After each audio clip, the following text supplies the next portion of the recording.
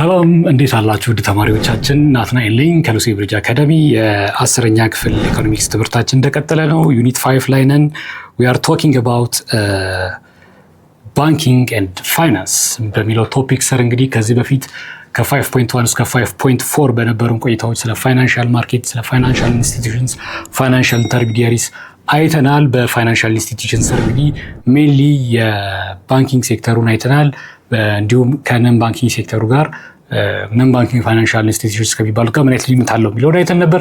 በዛሬው ሴሽናችን ደግሞ የባንኪንግን ስራ ለአንባንከብል ተብለው ለታሰቡት ሰዎች ወይም ኢኮኖሚካሊ አክቲቭ ፑር ለሚባሉት ሰዎች የሚያደርሰውን የመሐመድ ዩሱፍ የባንግላዴሽ ዜጋ የነበረ የሆነ ሰው የፈጠረውን ዲስከቨሪ የሱ ዲስከቨሪ የሆነውና በጣም ኢፊሽንት ነው ተብሎ የተወደሰውን እንዲሁም ኖቤል ፕራይዝ እስከ ማሸነፍ ያደረሰውን ፈጠራ የማይክሮ ፋይናንስ ኢንስቲትዩሽንስ የሚሉትን የምናይበት ሴሽን ይኖረናል ማለት ነው። እንደ ሁልጊዜው lucybridgeacademy.com ሳይታችንን ቪዚት ማድረግ እንዳትረሱ ላስታውሳችሁ እወዳለሁ። ሾርት ኖት ታገኛላችሁ።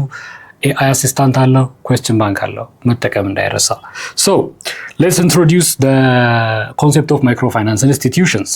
So traditional state-run ባንኮች have failed to effectively provide loans to the poor due to inefficiency, corruption and wasted subsidies. እንግዲህ ጥቅማቸው እንዳለ ሆኖ ሮላቸው እንዳለ ሆኖ ባንኪንግ ሲስተሙ በተለይ ደግሞ ስቴት ኦንድ የሆኑ ባንኮች ሊሚቴሽንስ ነበረባቸው። ከነዚህ መካከል ኢንኤፊሽንት ናቸው።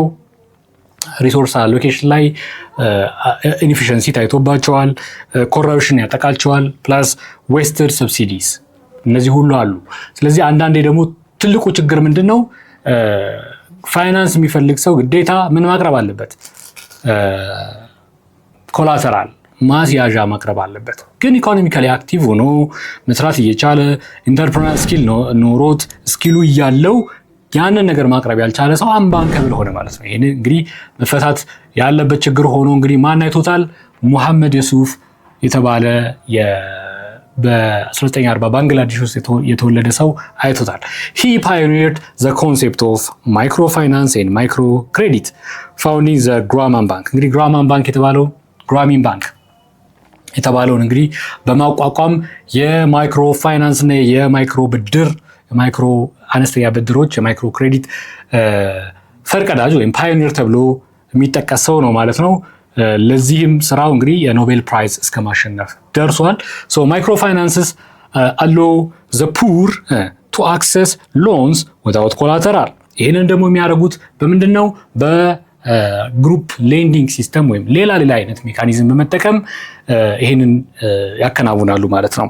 ይሄ ማይክሮ ፋይናንስ ሀሳብ ድሃ የሚባሉት የኮሚኒቲ ክፍሎች ለብድር ያለማስያዣ እንዲበደሩ የሚያደርግ አሰራርን የዘረጋ ነው ማለት ነው። this encourages what self employment and poverty reduction. እንግዲህ ፖቨርቲ ሪዳክሽን ላይ ሰዎች ስኪል እያላቸው ገንዘብ በማጣት ብቻ ቁጭ እንዳይሉ ተበድረው እንዲንቀሳቀሱ ፖቨርቲ ሪዳክሽን ላይ ትልቅ ሚና ይጫወታል። ፕላስ ዛት ሰልፍ ኤምፕሎይድ እንዲሆኑ ሰዎች ትልቅ ሚና ይጫወታል ማለት ነው።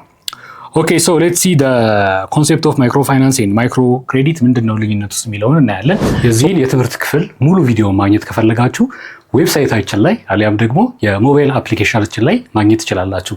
መልካም የትምህርት ጊዜ